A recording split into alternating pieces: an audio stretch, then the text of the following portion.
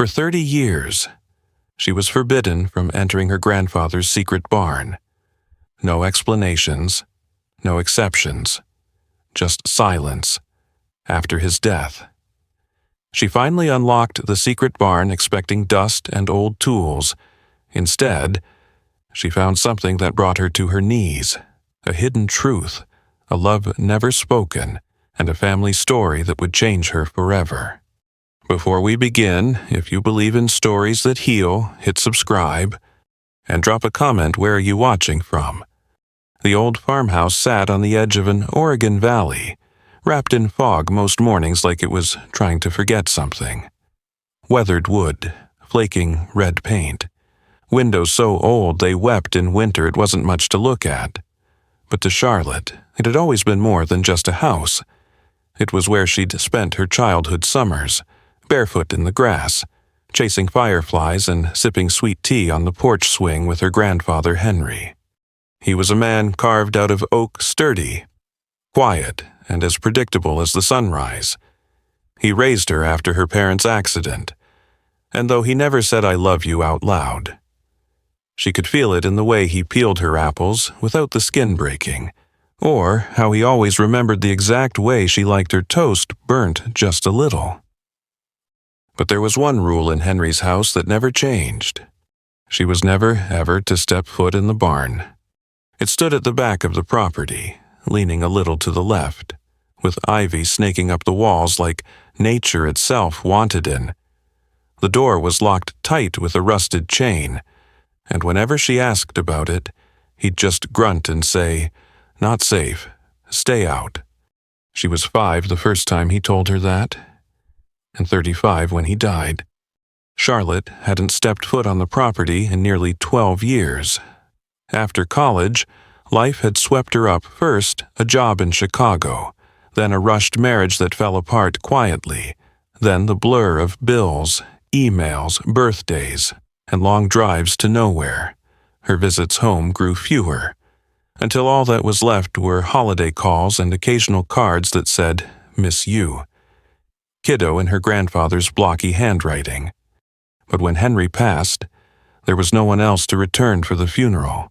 No cousins, no siblings, just Charlotte and the house and the barn that still stood crooked against the sky, like it was waiting for something. She arrived a day before the service. The house smelled the same cedar and old paper. His boots were still by the door, the kettle still on the stove. In his will, he left her everything. No instructions, no letter, just the deed and a brass key in a tiny envelope with her name in faded ink.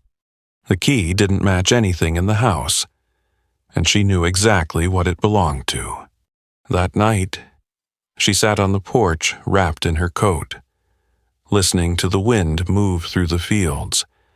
It had been so long, and yet nothing about this place had changed, except him, except the silence where his voice used to be.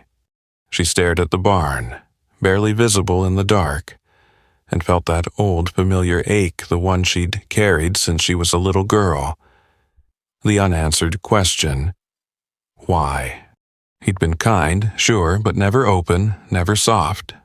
She remembered being 6, begging to play in the barn. Her face pressed to the cold wood while he pulled her away with more force than she'd ever seen in him. I said, "No, Charlotte, don't ask again." His voice had cracked, not with anger, but something deeper. She'd never forgotten it, and now the lock was hers. She told herself she'd wait, give it time. But grief doesn't follow rules. It crests and crashes like a tide, and that night, in the quiet kitchen, she held the brass key in her palm and knew she wouldn't sleep until she saw what had lived behind that door for all those years. The moon was high when she walked across the yard. The grass, wet with dew, soaked through her socks. The barn loomed before her, silent and still. She hesitated, heart pounding, like she was doing something forbidden even though there was no one left to forbid her. The padlock was stiff, but it turned. A low, ancient creak echoed as the door groaned open, the scent of dust and wood swallowing her whole. What she saw inside stopped her cold.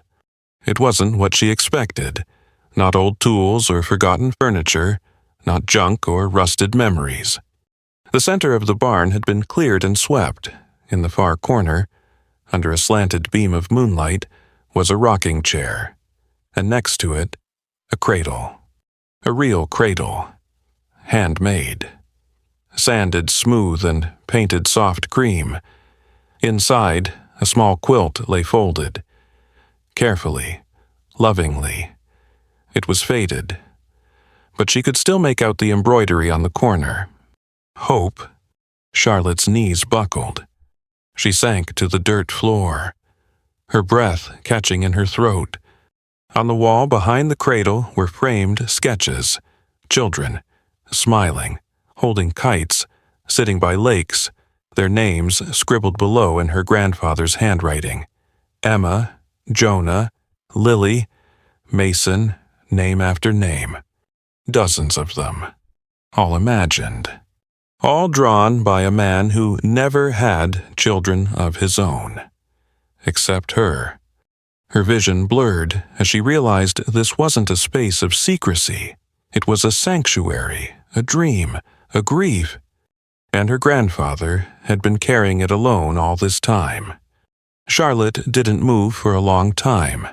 The dust settled around her like a thin veil, catching the moonlight that slipped in through the slats of the barn walls. The cradle, the quilt, the sketches, they pulsed like memories that didn't belong to her but somehow lived in her bones. She wiped her eyes with the sleeve of her sweater and stood slowly. Legs shaky, breath uneven. She stepped closer to the rocking chair, her fingers grazing its curved back. The wood smooth from use, or maybe from intention. Beside it sat a small table.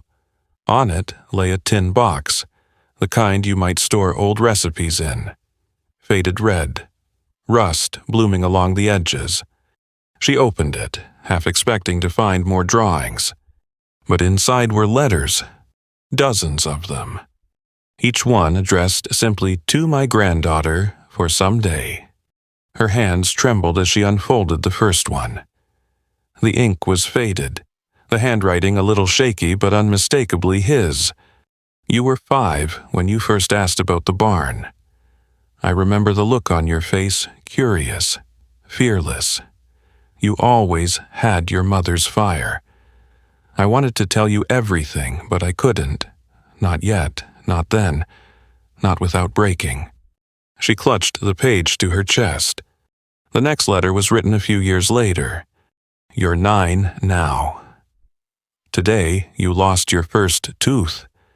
You came running into the kitchen holding it like treasure. I laughed so hard I cried. You asked again about the barn today. I told you no, again. I saw the hurt in your eyes. God, I wanted to open that door and show you, but I wasn't ready to explain. I wasn't ready to feel all of it. Letter after letter unfolded a story she never knew existed. Her grandfather, stoic, stubborn, impossibly strong, had been writing to her for 30 years, quietly, faithfully, every few months, every birthday, every heartbreak he'd guessed at from afar. You're 16 now. I heard about your first boyfriend. I know you didn't tell me, but I saw the way you smiled at your phone. I wonder if he knows how lucky he is. You're 22. I got your graduation card. I'm so proud of you. I wish I could have said that to your face. I don't always know how to say things right. But this place, this barn, it's how I talk to the world. Charlotte couldn't breathe. She sat down on the floor, surrounded by words meant only for her. Every letter a piece of a man she thought she'd known. Every page a quiet shout into the silence. She had spent years believing Henry was cold, closed off. But what she saw now was something far more heartbreaking, a man who loved so deeply He didn't know how to speak it out loud. A man who built his feelings into spaces, into sketches, into wood and ink and time. At the bottom of the tin box was one last envelope. He'd written her name on it, not just granddaughter, but Charlotte. Her hands shook as she opened it. If you're reading this, it means I'm gone. And I hate that. I hate that I won't see your face when you finally open this door. I built this space for the life I imagined. I lost someone once before you were born. Her name was Margaret. She was going to be your grandmother. We were going to fill this barn with laughter, with children, with life. But when cancer took her, it took that future too.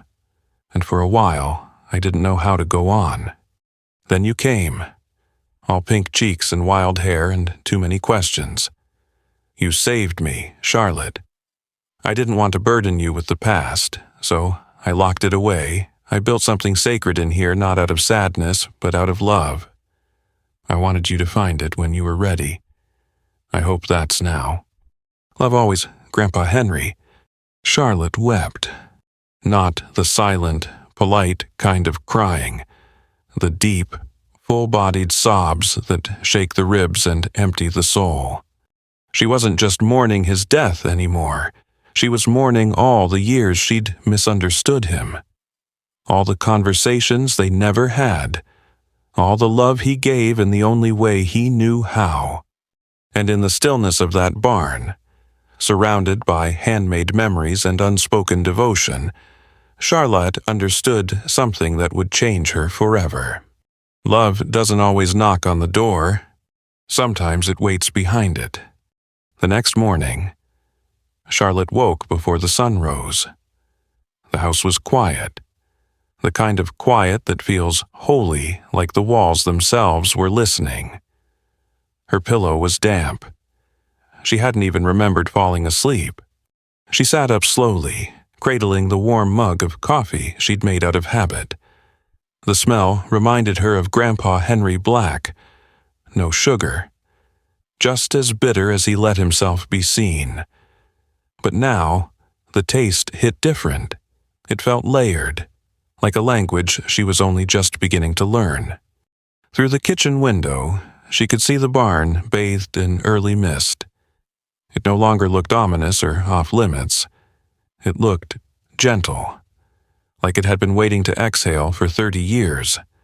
She found herself pulled back to it, barefoot across the dew-soaked grass, clutching a blanket over her shoulders.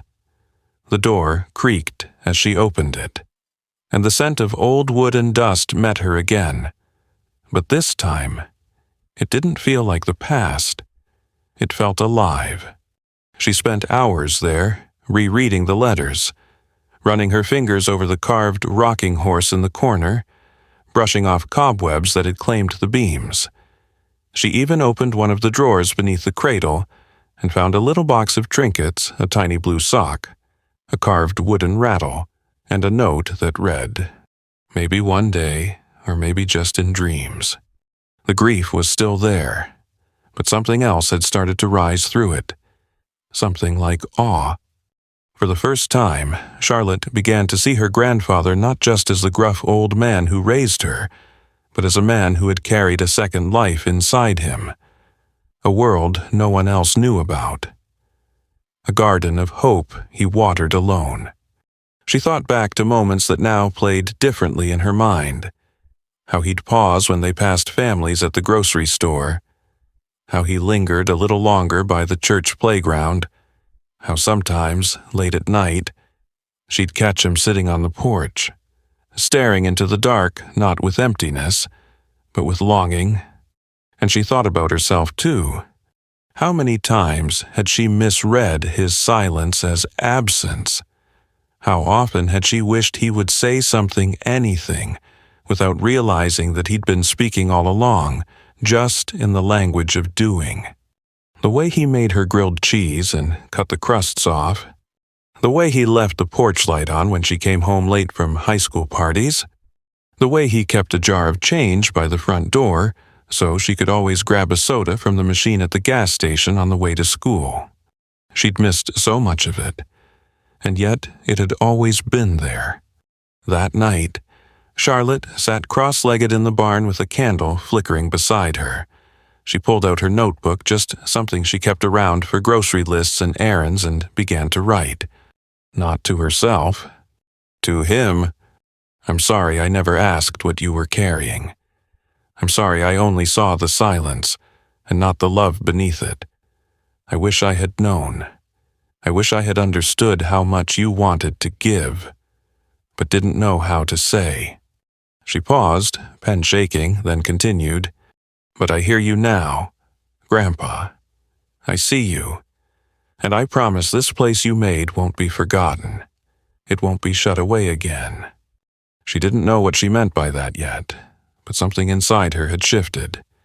This barn wasn't just a hiding place. It was a memorial, a prayer, a seed. And maybe, just maybe, it could become something more. It had been 4 days since Charlotte opened the barn, and already something inside her was shifting. Each morning now began not with emails or phone calls, but with bare feet brushing through grass, coffee in hand, and the soft creak of the barn door opening to greet her. She no longer flinched at the silence. It felt like an invitation, a space to begin again. She started cleaning, not just sweeping the dust or opening the windows, but truly caring for the space, like she was restoring something sacred. She polished the wooden crib, repaired the broken leg on the rocking chair, and even rehung the faded drawings her grandfather had once sketched, placing them gently back on the wall as if they were precious artwork. To her, they were. But what she didn't expect was the envelope. It was hidden beneath the false bottom of the cradle, tucked so tightly she almost missed it. It was sealed in wax, her grandfather's initials stamped into it, along with a date. Exactly 1 week before his death. Hands trembling, Charlotte broke the seal. Inside was a single piece of paper, and on it, a name. Everett House, Children's Home, located just 9 miles south. Ask for Director Keller. They'll know why you're there. That was it. No explanation, no emotion, just a direction. A door her grandfather had chosen not to open, but maybe, just maybe, he'd left it for her to walk through. Charlotte stared at the letter, her heart pounding. She knew the place. It was a small foster center outside town. She remembered driving past it as a kid, thinking it looked more like a cabin than a care home. She hadn't thought of it in years. But why would Henry send her there? Was it connected to Margaret, the woman he had loved and lost? Had they once dreamed of adopting? Had he sponsored a child? Was there someone? She couldn't stop the flood of possibilities. The next day, she drove. The gravel crunched under her tires as she pulled into the long, tree-lined driveway of Everett House. It looked just as she remembered: weathered wood, wide porch, swings hanging from low branches. Children's laughter spilled from somewhere in the back. Inside, a kind-eyed woman in her 60s looked up from a desk. "Can I help you?" Charlotte hesitated, then held up the letter. I was told to ask for Director Keller." The woman's smile didn't fade, but something behind her eyes sharpened, like she had been waiting for this moment longer than Charlotte had known. "You must be Henry's girl," she said softly. "He said you might come one day." Charlotte's knees nearly buckled. "Wait, you knew him?" Director Keller nodded, walking around the desk. "He came here once a month. Every month, for nearly 18 years, quiet as a whisper, never stayed long, just dropped off donations, books, toys, blankets, handmade things, always anonymous, but I knew who he was." Charlotte swallowed. Why didn't he ever tell me? Keller placed a gentle hand on her shoulder. Because some people carry grief like a lantern. They use it to light the way for others. even if they still walk in the dark. Then she said something that stopped Charlotte cold. "There's one more thing. He left something behind. For you." Keller reached into a cabinet and pulled out a small box. Wooden. Simple. Familiar. Charlotte opened it. Inside was a key, and underneath it a folded piece of paper with 5 words that made her breath catch in her throat. For the next little one, she stared at the box, the key glinting softly in the light. The barn wasn't just a tribute. It was a beginning. And suddenly, Charlotte understood. Her grandfather hadn't just been preserving the past, he had been building a future. Quietly waiting for the day she might be ready to continue it. A question began to form in her heart. One she hadn't dared speak in years. Was it possible to love a child who wasn't yours, but could still be your whole world? The answer, though unspoken, echoed through every timber of that barn, through every drawing, every letter, and every gift her grandfather had left behind. Yes? The box sat on Charlotte's lap the entire drive home. She didn't speak, didn't turn the radio on. The silence felt sacred now, like her grandfather was still riding in the passenger seat, letting her feel the weight of everything he had quietly passed down. Back at the farmhouse, she walked straight to the barn. This time, she didn't cry.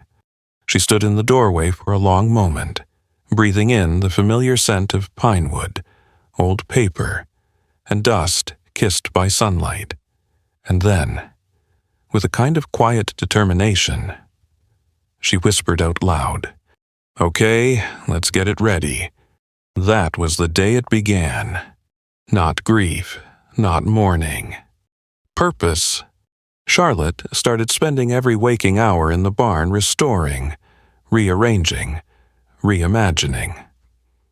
She sanded down the shelves, reupholstered the rocking chair cushions, and hung new curtains to let the light in just right.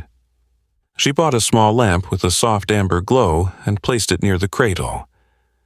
The shadows danced gently across the walls, like the room had started breathing again. Every detail mattered. She wasn't building a nursery. She was building a welcome. Soon, she found herself walking through the Everett house front doors not just out of curiosity but out of calling. She volunteered on weekends, reading stories, painting tiny handprints on paper, helping tie shoelaces and dry tears. At first, the children were cautious, wide-eyed, testing. But Charlotte had her grandfather's quiet steadiness. She didn't force connection. She simply showed up. One afternoon, a boy named Micah, no more than 6, climbed into her lap mid-story without a word and rested his head on her shoulder. He smelled like grass and peanut butter. She didn't move, didn't speak. Just held him, steady and still. Later, Director Keller smiled. He doesn't do that often. Charlotte just nodded, heart full. At night, she'd return to the barn and write in her journal entries she addressed not to herself, but to Henry. Today, I helped a girl named Lila braid her doll's hair. She asked me if I was a real mom. I didn't know what to say, but I told her I could be something like that, and she smiled. I think you would have liked her. Each page became a thread between her heart and his. Every laugh, every scraped knee she bandaged, every shy hug she carried them home like stars in her pocket. And the barn? It changed too. It no longer felt like a monument to something lost. It had become a threshold between what had been and what could still be. One late evening, Charlotte stood alone in the barn with the box Henry had left her. The key inside still rested in its little felt lining, untouched. But now, she understood. It wasn't just a key to a door. It was a key to her future. She walked to the wall and hung up a new picture. It wasn't drawn in crayon or sketched by her grandfather. It was a photo, a candid one taken by a volunteer, of her and Micah sitting on the grass, laughing, his shoes untied, her hair a mess, the kind of joy that doesn't need staging. She smiled, stepped back, and whispered, "It's almost ready, Grandpa." And for the first time since his passing, she didn't feel the emptiness pulling her down. She felt him everywhere, in the creak of the floorboards, in the rhythm of the rocking chair, in the way the wind moved gently through the open door. She was no longer the little girl who wasn't allowed to enter the barn. She was the woman building what he never got to finish. Spring rolled in quietly, like it always had in the valley's soft winds, early blooms, and that pale golden light that stretched the days just a little longer. But this year, everything felt different, because this time, Charlotte was ready for it. The barn, once sealed off like a tomb of unspoken grief, now breathed with color and warmth. The crib, though still empty, no longer felt symbolic of absence. Instead, it waited patiently like an open hand, not clenched in loss but extended in invitation. The walls were filled with life-new drawings from the children she spent her weekends with, colorful crafts, Polaroids of story time and silly faces. She'd even built a small bookshelf just beneath the window, stocked with the very same books Henry once donated dog-eared copies of Where the Wild Things Are and Goodnight Moon. She found comfort knowing they were read again, held again. But the day everything truly shifted came in the most unexpected way. It was a Saturday, cloudless, quiet. Charlotte was helping sort donations at Everett House when Director Keller approached her, holding a clipboard, looking both hesitant and hopeful. "Charlotte," she began, "there's a situation." Charlotte's heart skipped. "There's a boy," Keller continued, "not from around here. He's been through a lot. Quiet, withdrawn. We've placed him temporarily, but nothing's sticking. No family, no leads. We think he needs something gentler, slower, someone patient." Keller looked her in the eye. "We think he needs you." The words dropped into Charlotte's chest like a stone into still water. She couldn't speak at first. All she could see was the barn, the letter, the box for the next little one. She took a breath, slow and deep. "What's his name?" "Eli, he's 7. That evening, they met. Eli was small for his age, with dark eyes that seemed too old for his face. He clutched a worn backpack like it was armor. He didn't smile when she knelt to say hello. Didn't speak, just nodded, his eyes flicking down to the floor. But Charlotte didn't push. She simply said, "I've got a place I want to show you. Only if you're ready." He didn't answer, but he followed her. The drive was quiet. He didn't ask questions, just stared out the window, watching the trees blur past. When they arrived at the farmhouse, Charlotte parked slowly and pointed toward the barn. That was built by someone very special, someone who dreamed big dreams. Some of those dreams were about me, but some were about you. Too. Eli squinted toward the barn, suspicious. "That a shed or something?" Charlotte smiled. "Kind of. But I think you'll like what's inside." He didn't say a word, just followed her across the grass. The moment the door opened, something changed. Eli's eyes widened, not with excitement but with recognition. Like somewhere deep inside, he knew this place was meant for him. He walked in slowly, touched the shelf, looked at the drawings. His fingers landed on the little carved elephant in the crib, the one Henry had made all those years ago. His thumb traced the smooth wood, gently, reverently. Then, quietly, he whispered, "Is this mine?" Charlotte knelt beside him. "It can be, if you want." He didn't answer, but he didn't let go of the elephant either. That night, Charlotte tucked him into the little cot she had prepared in the farmhouse guest room. He didn't protest, didn't ask questions. As she turned off the light, he looked up and asked softly, "Who made all that stuff in the barn?" Charlotte's voice trembled.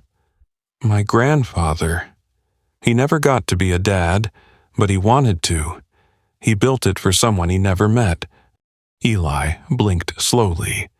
Sounds like he was waiting a long time. Charlotte nodded. He was. Eli turned over, clutching the elephant to his chest. Well, maybe he was waiting for me.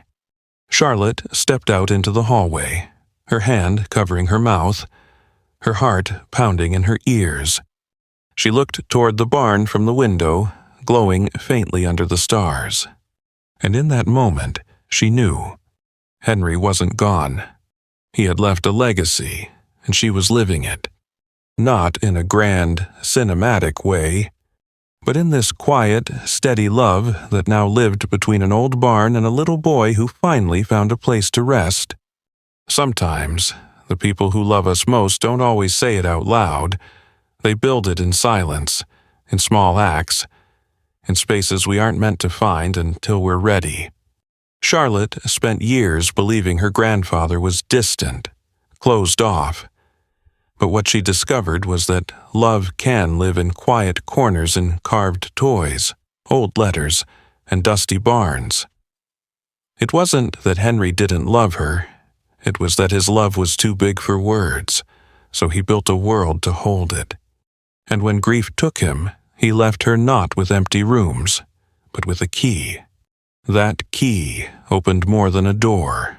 It opened purpose, compassion, and a chance to give the very thing he always wanted to give but never could, a safe place for a child to be loved. If this story touched your heart, subscribe.